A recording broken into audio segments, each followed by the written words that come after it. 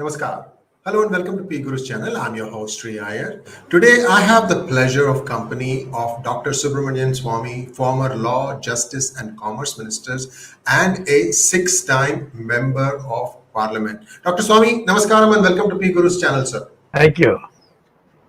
Dr. Swamy, yesterday or the day before that, you've been moving the Supreme Court to press the case that the Places of Worship Act that was passed in 1991 by the P.V. Narasimha Rao government should go. And perhaps there is some background to this, why you think this needs to go, and give us a little bit of perspective, sir, why it was framed. So I leave the floor to you. You can take it back as far as you want because your government was in for before that. So you have some history of what happened and so on. So please take it away, sir. Yeah. Well, first of all, I'd like to say to you that this act, which was passed in 1991, was actually, not drafted, but certainly a intention to do so of the Congress Party was in 1991 March, where we were preparing, where the country was preparing for an election. And it was actually that time the Prime Minister was Rajiv Gandhi. And he felt that the fact that he had got the lock of the Ram Janmabhoomi opened is creating a panic now that there will be a spree of Muslim mosques being demolished. And so to allay that feeling, he made a rule that except for the Ram Janmabhoomi case, which is an exception, in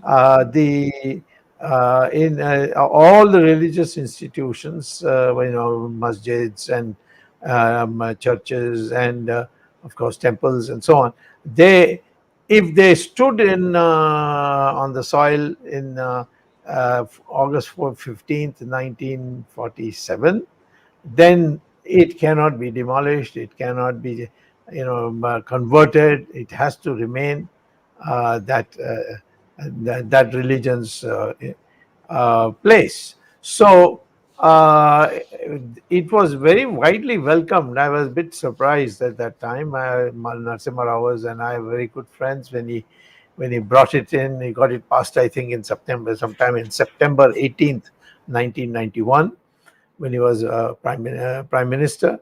And he tried to persuade me that this is necessary because, there's panic, this, that, all that.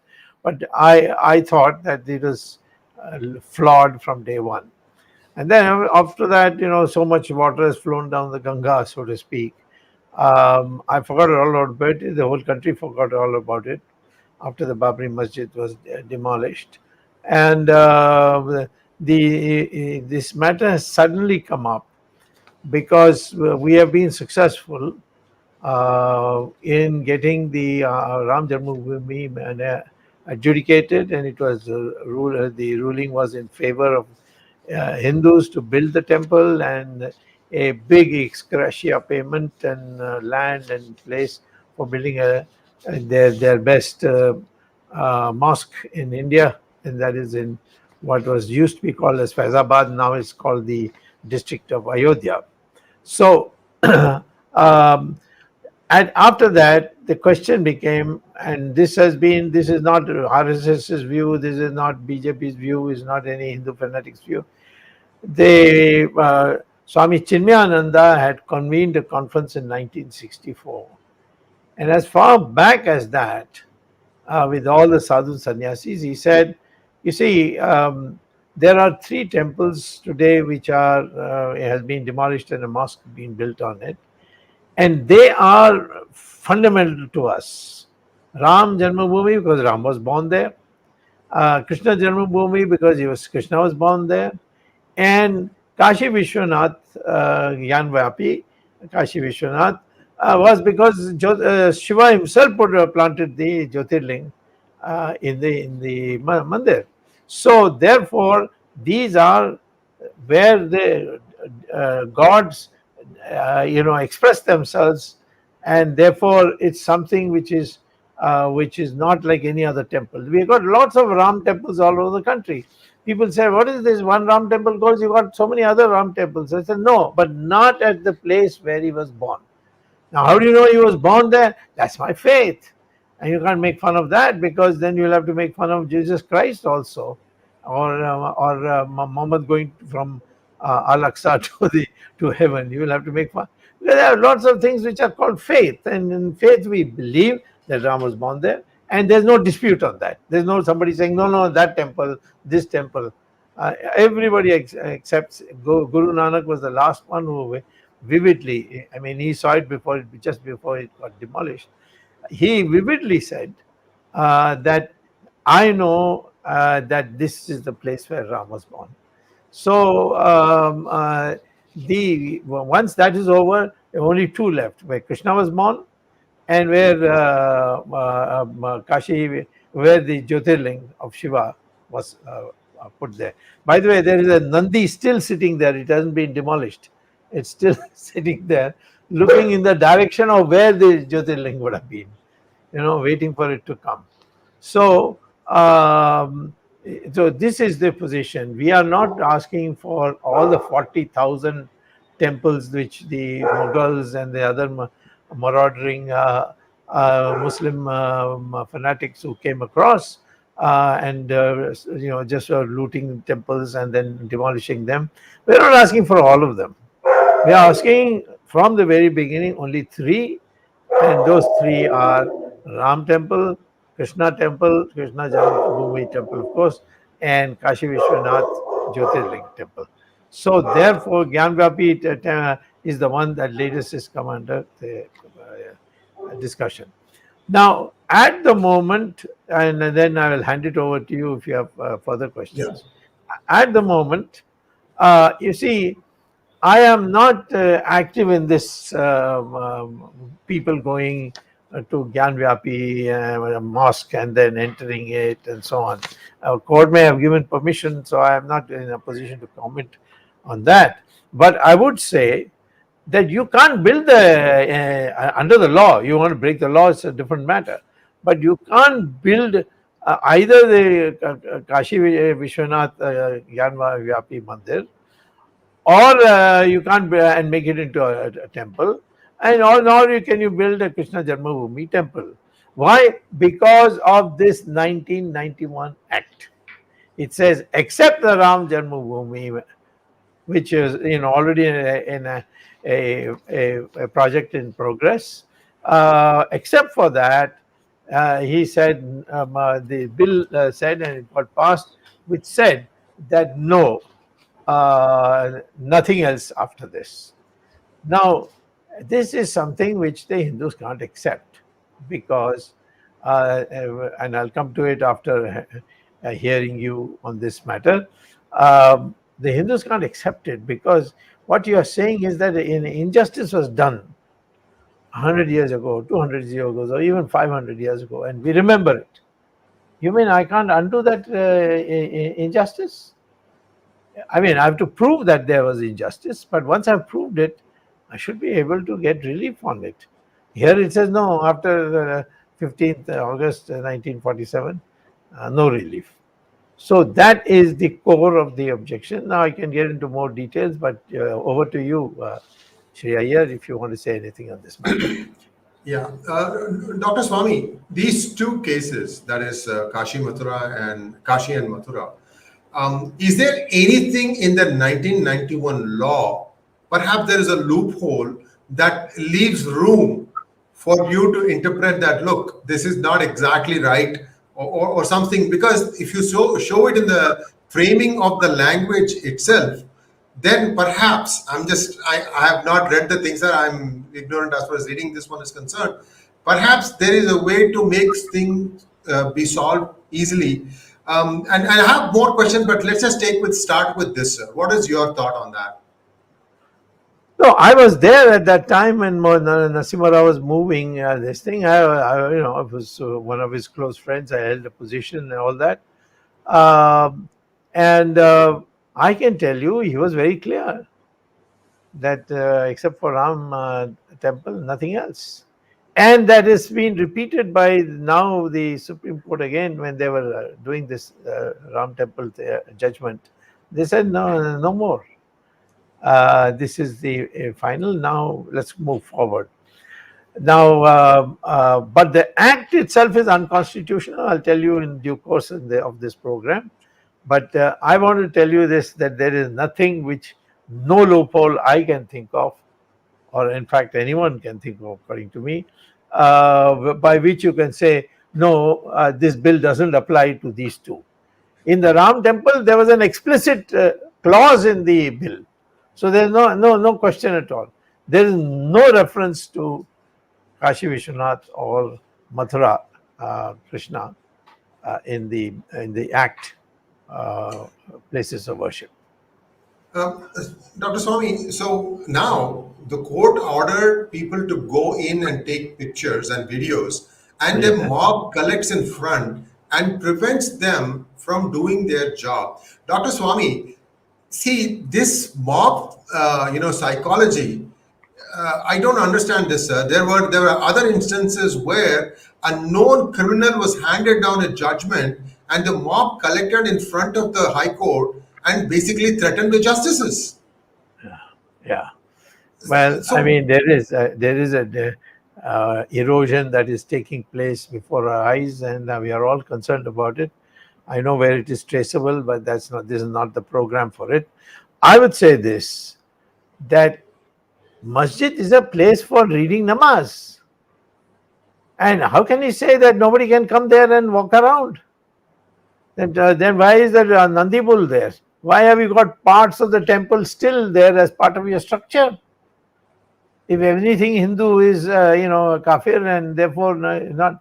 Now, so masjid is a place where even if you're not a Muslim, you can go and see. I've been to Jama Masjid, met the Imam there. He was quite a controversial character, but maybe because I was also controversial, so he and I were very good friends. You see, I mean, we had very good relations. We used to meet very often and all that. So, but why is the mob objecting if the Hindus go and look inside and see, oh my, this is yes, of course, it has evoked emotion because the truth has come out that there are buildings with swastika, with the Kamal Fool. All these things are all on the wall. The pillars are there. They all remind everyone clearly as Hindu. Yes, the people have seen it. Now, whether this Mela should have been allowed or not, I don't know. But the court allowed it. And so, but still, out of this, nothing will come because that act stands in the way. So, we have to get the act out. And it is, in my opinion, an unconstitutional act because it says it bars entry to courts. Now, in our constitution, there are parts where nobody can bar anyone going to court. Article 32, the fundamental right, and it is a part of the basic structure of the constitution. How can you say I can't go to 32? Any grievance I have which I think takes away my fundamental right, which it does take over if I say that I believe that Krishna was born here and I must be allowed to give prayers there because that is a holy spot of Krishna's birth. Then the court says, yes, that is your fundamental right because that's Article 25. So the problem is that. So it should be scrapped. Now, all that Narendra Modi has to do is to bring in a small amendment bill that Places of Worship Act of 1991 is hereby withdrawn. And take a vote. We have got majority. BJP has got majority in both Lok Sabha and Rajya Sabha. You've got to get it through. It's not there's nothing constitutional about it. It's just an ordinary bill. And this ordinary bill is being placed above constitutional fundamental rights. So it's an absurdity. But I would urge the Prime Minister, Mr. Modi, that from your busy time from going around Europe and BRICS and so many other things, please find some time for Lord Shiva and for Lord Krishna and withdraw this bill in the next session of Parliament. Dr. Swamy, if you look at the track record of the Modi government or even the UPA before that, oftentimes they let these things simmer and let the court take a call and then let the court decide. And sometimes they don't even implement that. They don't even mind being in contempt of court, Dr. Swamy. But do you think this is how democracy should function? I'm going a little bit away from the court topic, but I'm a little aghast that there are several bench judgments, sir, Supreme Court bench judgments. There is nothing beyond that. And those things don't get implemented by their respective governments. They are in contempt of court. Nothing happens, sir. No, I see. We are the only great achievement we have is that we have not allowed democracy to be replaced by any authoritarian, formal authoritarian system. But democracy cannot work unless the main players in it are democratic minded. You see, and that I must tell you that we get a head start on it because Hindu is a democratic religion. You want to go this way, you go this way. You want to go this way, you go this way. You want to say there's no God, that's also okay. We don't reject them. If you say no, I want to do Arya Samaji thing, then of course, sorry for this. EV has a point to make. EV has a point Yeah, to that's make. right. The EV is the one create all the time. It creates a problem. Yes. So you see, this is an outrageous bill, and it's not a bill. Yes, so it's an act. It's part, but an act is not constitutional. It can be challenged constitutionally. I have challenged it, but I filed the petition in 2021. It's still not been listed. There's something mysterious going on even in the Supreme Court because this has not been listed. A simple thing that is of Ramsay Setu to be declared as a National Heritage Monument just needs one hearing because everything has been already done. And for the last 7 years, the Supreme Court is not listing it. I never know why is that. And I can't blame the judges because they don't do the listing. The listing is done by the bureaucracy of the Supreme Court. So what's going on? I don't know. But this one, you see, the Prime Minister is from Varanasi. He should be, all the Varanasi people should go to his house and tell him, please, sir, have this bill be withdrawn. It's a simple majority vote. This act should be withdrawn by a simple resolution of Parliament. I mean, a simple bill that the bill so and so for so and so date, this act so and so is hereby withdrawn, and take a vote. Dr. Swamy, there is precedence of such similar measures being taken in other cases where you have suggested it. And of course, obviously, you have not been given the credit. Even a simple thank you, Dr. Swamy, for suggesting us this simple path. And I have my own doubts, Dr. Swamy, whether in this case this is going to happen. Dr. Swamy, I get back to a more fundamental thing here. I mean, how long is this kind of a democracy going to go on, sir? The people have given a 303 member vote to this government to say, darn it, do something. And there are people in the country who think that they are special. See, that is the problem. To me, I say everyone is special or everyone is normal. That is a Hindu look at life. And this simple realization people are refusing to accept. And how do we see a way out of that one? So I'm sorry again, we are going a little away from the topic, but tell us, how do we get around this? Well, first of all, I mean, these are long-term. We have acquired this kind of malady, this kind of weakness or sickness, debilitation of democracy over a very long period, 70 years. And it began by the Jawaharlal Nehru period, saying that people, Jawaharlal Nehru didn't say it, of course, but it was widely spread that coming politics is dirty, going to politics is the worst thing you can do. When I gave up a Harvard professorship and IIT professorship and then joined politics, people thought I was nuts. And people, of course, many people predicted that I'll get sick in 1 year and go back to Harvard, but I didn't. Mrs. Gandhi herself told me she thought I would do that, and that's why she sacked me from IIT, she said, because she thought that I would go back to America.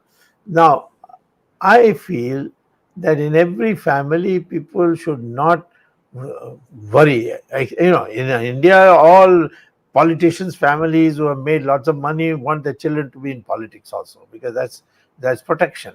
The Nehru family is a classic example of them, you see. So you just can't get away with it because you have, so many things which you have, you stand to lose if you get out of politics. So that, but people, educated people giving up profession, you see America. I mean, the people used to call George Bush the second a dumb guy, but he's a Harvard MLA, Harvard MBA, you see. I've not seen any American politician who is not well educated or lawyer. The vice president was a flourishing lawyer. That is Kamala Harris. Right. Yeah. So I would say in our tradition is that knowledgeable people enter politics. You see Mahabharata, you see Ramayana, all scholars everywhere. Even Ravan was a scholar, you see. So today we have people who have, they have bogus degrees, but they have no education. And they feel embarrassed when you point out their mistakes. I won't tell you whose mistakes are pointed out and became a big embarrassment on your show, but you know it very well. And I think that it's very sad what's happening today. People today tell me, why are you criticizing the Prime Minister? I said, I'm not criticizing the Prime Minister. I'm criticizing the policy of the Prime Minister. They said, no, but even that weakens the party. I said, go by democratic traditions. Take what happened in Britain when Chamberlain was advocating alliance with Hitler. His own minister, Churchill, went on a rampage against it, that Hitler is a devil, everything, this is appeasement, all that. And nobody said that, you're on the same party, so don't do it. And in the end, he was vindicated and he became Prime Minister. But here, unless you can't have a vibrant democracy unless you are able to debate, disagree, be friends after disagreement, agree to disagree. You see, so that's what you need. But it'll come because people thought when the emergency declared that now democracy will never come back. When Mrs. Gandhi held the elections, everybody said, "Oh, she'll win hands down." But she lost. But who defeated her? Not the educated people of India. The whole South India, to which we both belong, they voted for her and the emergency. Whereas these illiterate UP walas, BR walas, they wiped her clean. That's how we got majority. If they hadn't wiped her clean, we wouldn't have got the majority. Not one seat in UP, not one seat in Bihar, not one seat in Madhya Pradesh. Just couldn't believe it. Or in Himachal, or in Punjab, or in Haryana. So this common sense of the Hindu is democratic. I include Buddhists and Jains and also in it. And I'm not talking about other religions because I don't know whether they are democratic or not, because I haven't studied it. But I studied Hindu, and Hinduism is structured on variety of opinions, debate, shastrat.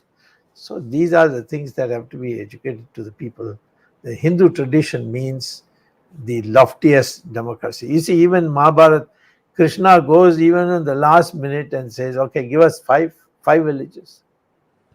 And there's no need for him, he was God. But yet he goes and explains. In Gita, Krishna says to Arjuna right at the end of the 18th chapter, now I have taught you everything I know, but it is for you to decide how to proceed. Have you ever heard any theology anywhere in the world where the God says, I have told you whatever I know, but you decide how you want to go? They all give commandments. See, this is what has saved India's democracy. But then, since now the Hindu awareness is growing, maybe democracy will get a new lift. And I hope the younger generations come and they debate, they discuss, they don't become enemies because they don't agree with you. That sort of thing we need. Thank you, Dr. Swamy. I think I am done with my questions, and there are a few questions from our viewers, sir. And with your permission, we can start putting them. First question, please. Yatish KO wants to know, if Muslim doesn't give Kashi and Mathura voluntarily, then will you demand justice for all Hindu temples destroyed by invaders? You see, first ask me this question after I have finished my work on Mathura and Kashi. Don't ask me now. If this, if that. See, in what we call as the war theories, you see, there's never a hypothetical thing done.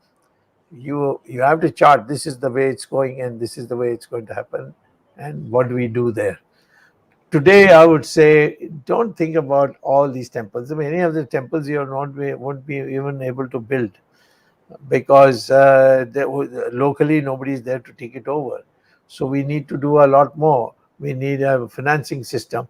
I am a legal advisor to the Hindu Dharma Acharya Sabha, and the Hindu Dharma Acharya Sabha, when Swami Dayanand Saraswati was alive, he had started producing a program by which all temples of India will be with the government will be handed over to the Hindu Dharma Acharya Sabha. Hindu Dharma Acharya Sabha, after cleaning it up, will hand it over to new trustees to run it. So these are the things that need to be done first. I think as far as these two are concerned, I don't even think that the Muslims can stop it. Mathura and Kashi, the moment my petition is heard by the Supreme Court, is bound to be, I think I'm very confident of winning it, and this will be struck down. And I hope not to give me credit, Modi will at least one day before go to Parliament and have it withdrawn. So I think after that, Kashi, Vishwanath and Mathura will come. Then let's discuss. You see, there are, I tell you, those temples which have been destroyed, some of them you can see it today, even if they are not those special temples like Kashi Vishwanath or Ram Mandir where Ram was born, or Krishna Mandir where Krishna was born. So those are just people have got together and said, okay, let's have a Ram temple here or a Shiva temple here. Those are the temples which have been prospering all through centuries, which have been taken over, looted, and so on. So we can't allow that history of ours to be forgotten, because then you'll have to relive it again. Those who forget their history are always bound to relive. So we have to continue this pressure with the Muslims. You can build, the interesting thing is, masjid can be built anywhere. And it can be demolished also. This Erdogan or someone from Turkey, he has 110 masjids. He sent bulldozers to knock it out so they could have a highway smoothly. And so some people told him, why are you doing that? He said, I'll build another spot. I've given them another spot to build it. A masjid is not a masjid. You can do namaz in your drawing room, you can do it on a railway platform, you can do it on the open road. Masjid is just a congregation center. It has no other significance. Whereas if you say Ram was born someplace or Krishna was born somewhere, that has significance. Or if you have done Prana Pratishta Puja, and Prana Pratishta Puja according to the Vedic edicts, then I would say, yes, that temple is special. But people build temples all over India, not necessarily by Prana Pratishta Puja or by the Agama Shastras. So, I think this business of 40,000, can we get back? We can back if the Hindus become one, united.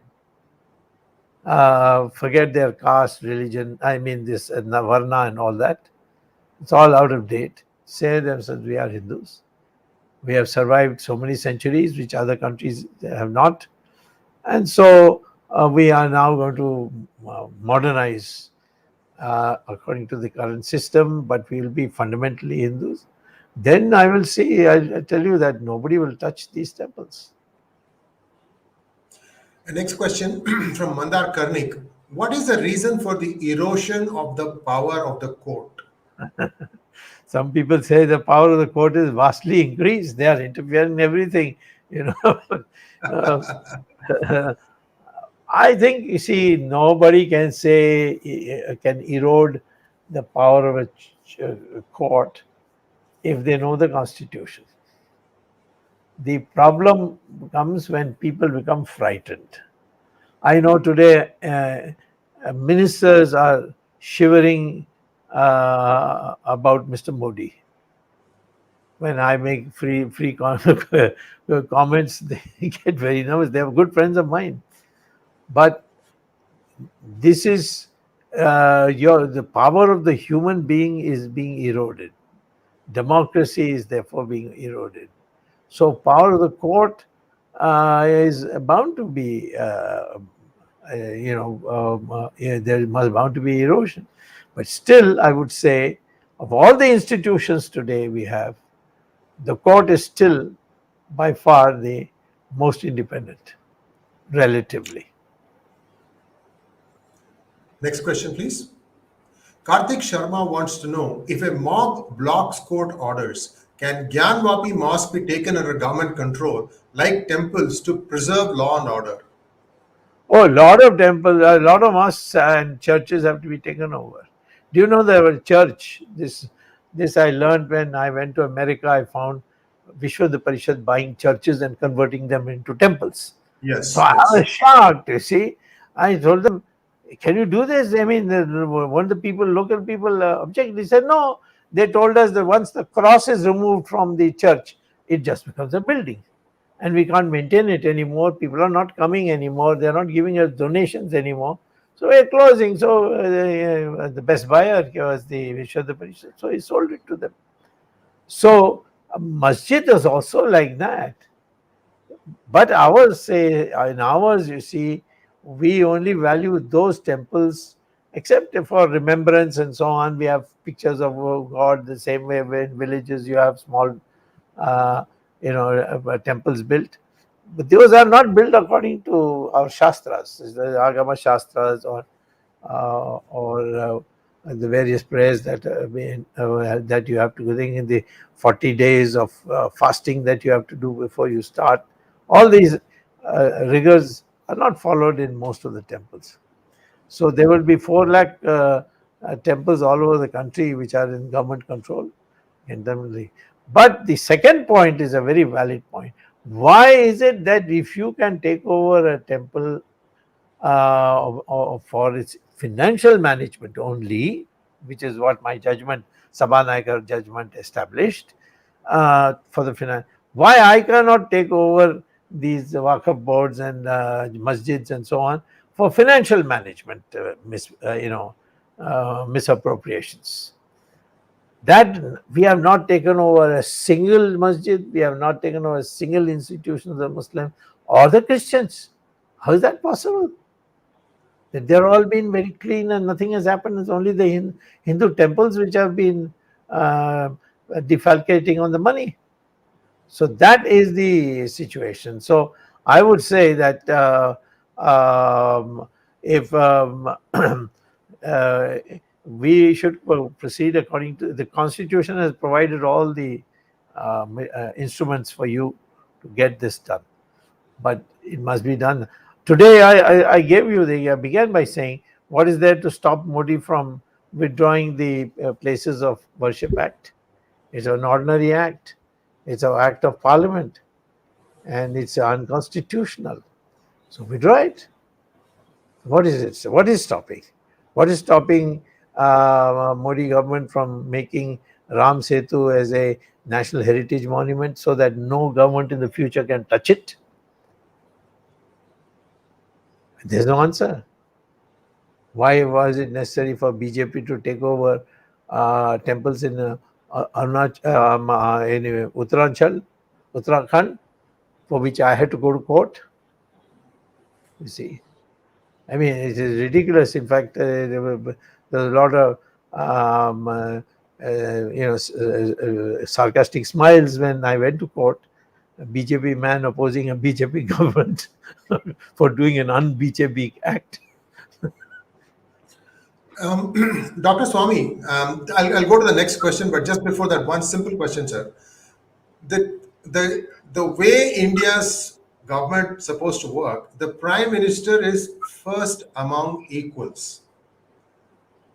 So, which part of this doesn't the Prime Minister understand, and don't the Council of Ministers understand? They are fully within their rights to disagree with a resolution, sir. I mean, as much as you say that they are scared, what is there to be scared about?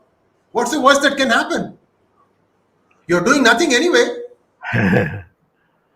Well, see, as Roosevelt once said, the only thing we have to fear is fear itself. You see, so how can if you think that I can lose my job, and then the society will start disregarding me, then that panic makes you weak, or that the supposing I attack the Prime Minister and all kinds of filthy guys start sending me filthy tweets. Well, I mean, they do, but I won't care less. Most of them are two followers, 10 followers, 15 followers. All a big joke. I know they are all paid for, so I let them have some payment at least. So I don't. But most people feel very bad because they are very crude. They are not. They are bound to be crude because they are uneducated. They've been picked up from the gutters, so that they will do their bidding. It is actually organized by the Prime Minister's office itself, an officer of that. So I caught him. I sent it to the Prime Minister. This is what this gentleman is doing. So I think this fear is. Why did the South India vote for Indira Gandhi, and despite being much more educated compared to North India, which are poor and illiterate people, voted Mrs. Gandhi out? Why are the people in Tamil Nadu, the so-called Brahmin community, complaining that they are being picked upon, but they are not willing to unite? So these are issues which you have to develop. Some people will have to develop. The Sadhu movement we owe to Ashok Singhal. He is the first person who brought sadhus together, as if he's assembling a political party. I mean, that's how people used to tease him about. Of course, he was not at all politically minded, and the movement came, and this Kumbh Mela, 1 crore people come without a penny from the government, and there's never a major incident at that place. Everybody comes only for puja, do the puja and go back. There are no snafus in railway stations, nothing. And people don't even notice that Kumbh Mela has taken place. So we have a long tradition on this. This has to be brought back. That is why I say Hindu Renaissance. I'm not saying that everything in the past you have to accept, but the fundamental principles should be imposed. Next question, please. Karthik Sharma wants to know, Meenakshi Jain's book said a mosque was built in 1960s on Krishna Bhumi temple land acquired illegally. Is that the main mosque in question? No, no, not at all. There was in 1965 some rich people who were Hindus approached the Muslim clerics and said, let's have an agreement that this part we will have a temple which you have demolished, we'll rebuild it, and the other part is your masjid, you can pray. And that agreement was signed in 1965. Incidentally, we have to overcome that also, that you signed an agreement, broke it, how do we know you will not break it again? Another agreement. But the problem with that agreement is that the portion which was left for namaz, I mean for the Muslims, that is the portion whom, according to our faith, Krishna was born. So he got the wrong end of it, you see. So we have to therefore get the whole thing and tell them we'll help you build another, like in Ayodhya. Right. District, we are building, we are hugely helping to build a magnificent masjid. We'll help here also. But Krishna was born there. We cannot, we can never compromise on that. That has to be. Yeah, go ahead. Next question, please. Sorry, sir. I thought you were done. No. Himanshu wants to know, is there anything sensible about lack of organization in Hindu temples? What do you see prospects of getting all temple priests on Twitter representing the temples? Yes, I think we have to work towards it because it's we are not habituated to that kind of discipline. It has to be cultivated and so on. But there has been progress. I gave you the example, Swami Chinmayananda, at the request of Ashok Singhal, created this Ram movement by bringing all the sadhus and sannyasis together. Then Swami Dayanand Saraswati of Coimbatore, Arsh Vidya Gurukulam, yeah. He was a genius. I mean, I've never had so much pleasure talking to a sadhu as I with him. You know, I'm so articulate, so knowledgeable. We had once a Hindu Israel, Hindu Jew conference to see whether we can come together. So the Jews said, "You're multi-theist. I mean, you have many gods and so on. We have only one." So Dayanand Saraswati told them, "Yes, Bhagwan we have many, but Ishwar we have only one." So manifestation, multi-manifestation of God, but the God is only one. And on that, the Israelis formally declared that Hinduism and Judaism have no conflict. So, I mean, the same way today, we need people who can organize. And there are growing things, but I find even here, if they take a stand which is not to the liking of the government gets rough with them. Some of them are very tough. You can't touch them, like the Shankaracharya of Puri. He is a great scholar and he is afraid of nobody. But generally speaking, even today, for sadhus and sannyasis come back together, the fear of the people in power is very strong. These are the things that have to be overcome, but it can be done. India is a country which hasn't got one. Every other religion that you can think of major outside the country, they have a pope or the equivalent of a pope.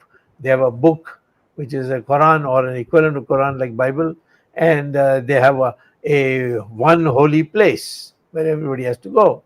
So, but Hindus, they don't have one book. They don't have one God or even a Messiah. And we we don't follow the same principles. We have lots of principles. Of course, the overall contradiction is minimal, but this is what makes the Hindus so democratic minded, because we allow for differences, we allow it, we discover it, discuss it. So today, lack of organization is a problem, I agree. But the question is, the process is on. And if the Swami Dayanand Saraswati had lived longer, by now it would have been there. Pejawar Mutt also, Swami also passed away. Now from the newer Mathadishis, we have to get them together again, once again. And I'm working on it. I just recently went to go to Ahmedabad to meet the General Secretary in charge of the Hindu Dharma Acharya Sabha. I hope we can do that. Thank you, sir. Next question from AJ. Why is it constitutional for the court to allow Places of Worship Act? Why did the court/church not object to Rajiv Gandhi?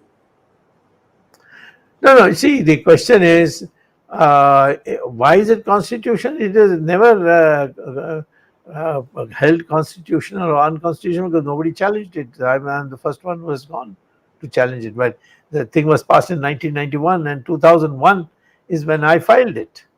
There's one other person who filed it after me, but the fact of the matter is that doesn't matter, because ultimately we're going to be clubbed. But the fact is that it took so many years, 1991 to 2021, that's almost 30 years, for even to challenge it, saying that it's unconstitutional and so on. We lost a lot of time on that. So I don't think the question of the court allowing, not allowing is not the issue. Somebody has to go to the court. The court taking suo motu notice is a very, very rare thing. It doesn't happen in religious matters. But I do agree with one aspect of the question, that the Christians and the Muslim institutions also should be subject to the same scrutiny as the Hindu temples are. And that is what, and that the extreme form you see in Tamil Nadu, where they are, they treat this as if the Mughals treated, or Genghis Khan, or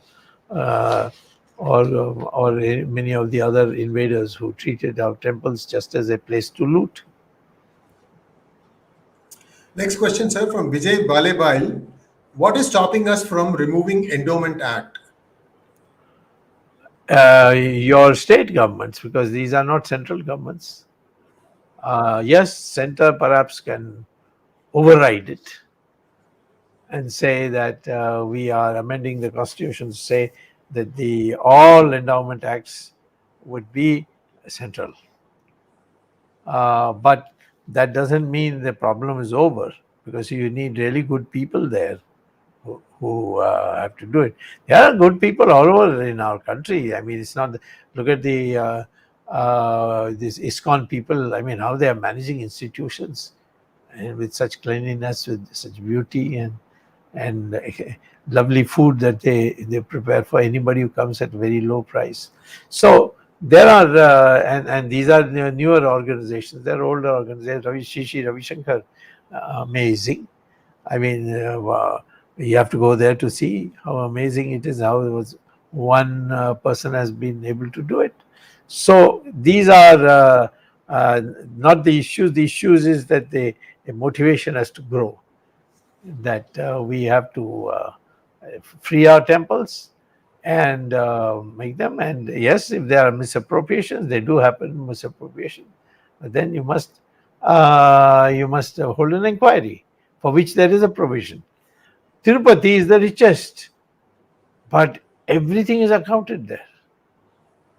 There have been attempts to sort of sully its reputation because it stands as a force against certain political parties by inclination. So therefore, some scurrilous material has appeared against the Tirupati. But Tirupati, I have personally studied it. It's magnificently managed. Everything is so clockwork that you have yourself gone there, you must know. Yes, sir. Yes, And yes. there's nothing government there. Although they also are part of this act, but they are now the sadhu sannyasis become so powerful that they are able to work in harmony with the government, and the government is also at least most governments have been very, very helpful. The Congress government and Chandrababu Naidu's government gave a lot of trouble, but now it's back to normalcy. And this is the last question, Dr. Swamy. AJ wants to know, what would a law look like to protect abandoned mandirs, at least 100 years old, across Bharat? A law with teeth and clear implementation? Well, it's a wonderful idea, and you should wherever you live, you get hold of 4 or 5 lawyers. If you have friends, tell them to draft it for you. These are ideas which you have to give to lawyers because they are otherwise so much busy going from one case to another. So you have to take initiative on that. I'm not going to take initiative on that just now because I have some pending work which I must complete, and this will take me away. But I do think it should be done. It should be done by the government, but the government is not doing it. So therefore, people must do it themselves. That brings us to a close for today's program. Dr. Swamy, I would like you to just hang on after we go offline, sir. There's one thing I need to discuss with you, sir. But viewers, in 1 hour's time, we are going to have Dr. Omendra Ratnu of Nimittakam talk about the 800 Pakistani Hindus who have been sent back and under why were they sent back. Please do tune in for that. And with this, Dr. Swamy, thank you so much for sharing your thoughts on this, sir. I think we have covered a lot of new ground, food for thought, and I think it was a wonderful, wonderful session that we had, sir. And from the bottom of my heart, thank you very much, sir. Jai Shri Ram. Jai Shri Ram.